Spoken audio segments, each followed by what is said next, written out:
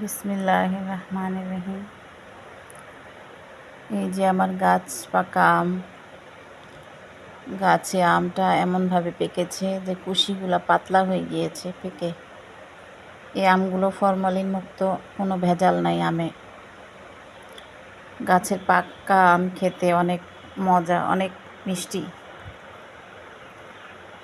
তাই গাছে আম পেকেছিল, এই আমটা একেবারে হলুদ হয়ে গিয়েছিল।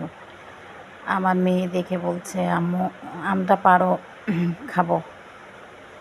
আমার সময়ের অভাবে আম পাড়া হয় না, তো আজকে আমটা পেড়ে নিলাম।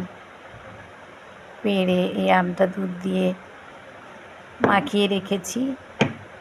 এটা ফ্রিজে রেখে দিব, একটু ঠান্ডা হলে খেতে এটা খুবই ভালো লাগে, খুবই স্বাদ লাগে আর খুবই মিষ্টি, খেতে অনেক মজা লাগবে। দুধ দিয়ে আম দিয়ে খেতে, অনেকে পাকা আম দুধ দিয়ে খায়।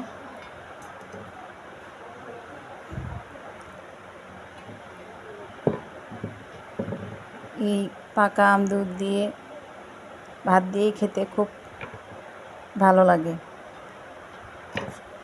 আপনারাও এভাবে পাকা আম দুধ দিয়ে ঠান্ডা করে খাবেন, ভালো লাগবে।